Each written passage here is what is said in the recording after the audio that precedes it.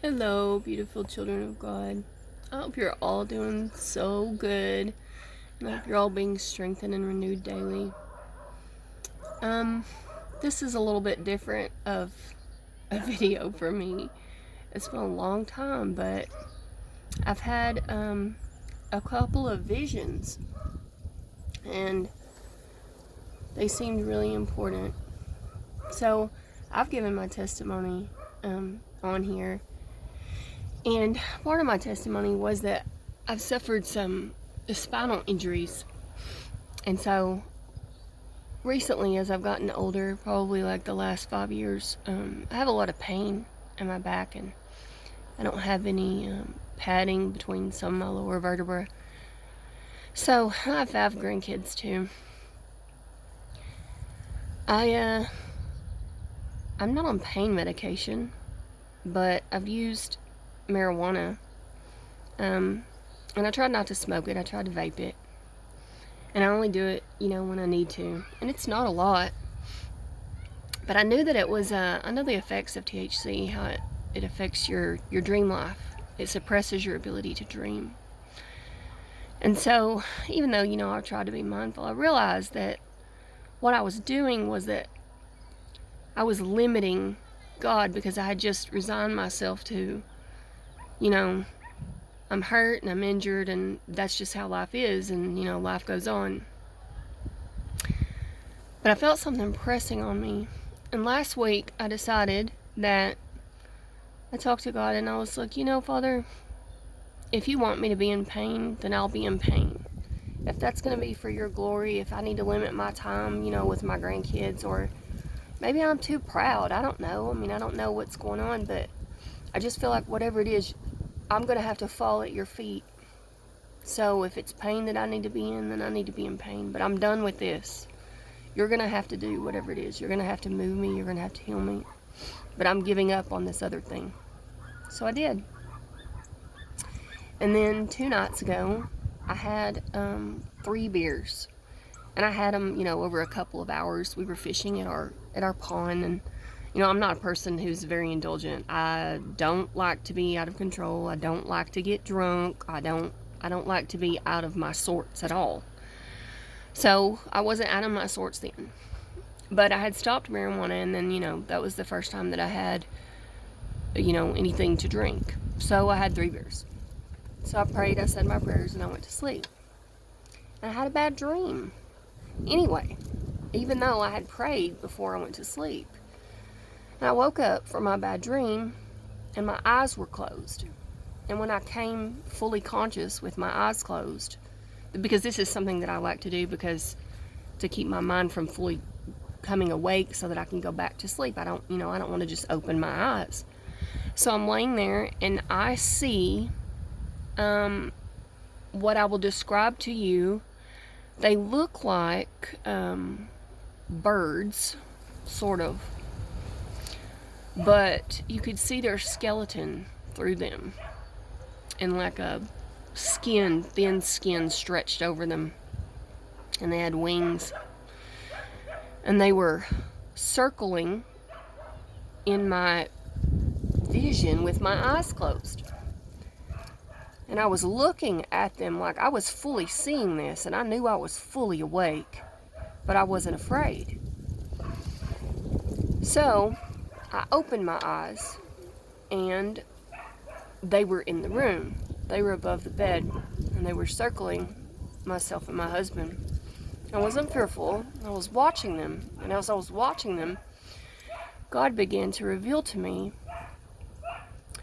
that I had drank alcohol before I went to sleep. And even though I had prayed, because I had done that, I had opened myself up at a time when I already know is a sacred time that God will speak to us and impart things to us when we are in the dream realm, whether we remember it or not. But when we alter ourselves, as I had done innocently enough, those things are waiting to implant and to send us dreams. And we've already opened ourselves up to that because we're altered. We're not being sober. I wasn't being sober. And then he told me about how beer seems innocent enough.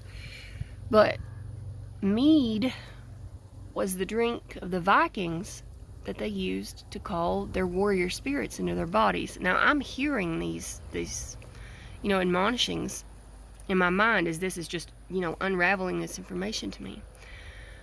So I had opened myself up unknowingly to these things, and God was allowing me full discernment, and I've been asking him to see into the spirit realm. So he allowed me to see that, and then he told me what was happening. And then when he finished, I told them to be gone, in Yeshua's name, and they were gone. That was it. So I woke my husband up, and I told him about the vision that I just had, and I told him why I had it, and I explained everything just like I explained it to you. And then fast forward to last night.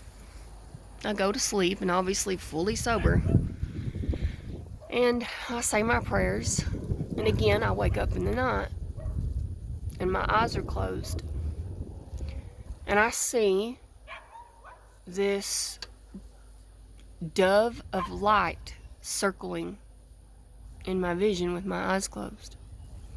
And it's beautiful.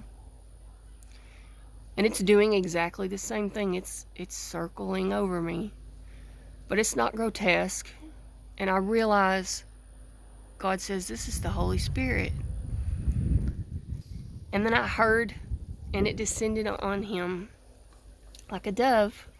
And I realized, and I might start crying right now, but I realized what I had done, and then I realized what he was allowing me to see, because I gave up, and I'm just fully relying on him no matter what the consequences are. And I know I need this refining. I know that I do, because I know what's ahead. And so I just wanted to admonish everyone in wisdom and discernment that in these last days, we have to be sober. And any crutches in this life that we are leaning on is causing interference and leaving us vulnerable to attack. And it can be in such ways and so subtle that you don't know.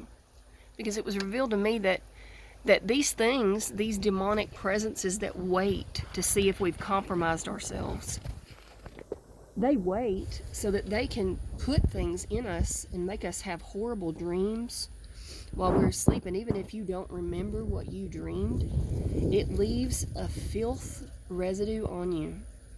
And it's always a missed opportunity, I realize, that God could have been showing me so many things. I could have been bearing out more fruit than what I was. But God is so good, and he's so merciful. And it's okay.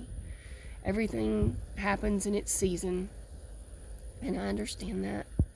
But I shared this with people that are close to me in my life. Obviously my husband. And I noticed that last night I didn't say anything, and he doesn't watch these. I noticed that he didn't have a single beer, and he'll have beers, but he drinks like, water beer. So he doesn't, he's not one to give into drunkenness or anything like that either. But I noticed that he decided that he didn't want to open himself up to that either. And after, me sobbing in the spirit last night and laughing and just overjoyed that God had just allowed me to see something so beautiful, just so beautiful, and to have understanding about something like that, he decided that he wasn't going to drink before he went to sleep either. So I just wanted to share that and just encourage everyone to just be mindful and to go through your life and to look at those things where we have inhibited the power of God from being fully manifested and being supernatural, because whether we know it or not, we actually don't believe he's going to do that thing. We don't think he's going to take away the pain. Whenever I've seen the x-rays, I know what's happening in my spine, but I don't have pain now, because that doubt that I had has been removed. So I hope you all are encouraged by this, and I hope that you all draw near to him and you have discernment in your own life, and if there's anything that you've been leaning on, that you put it down, because the abundance that waits on the other side of that tiny step of faith is immeasurable. And it's not just immeasurable for you, it's immeasurable food for someone else that needs it. I love you all. May all truth take root.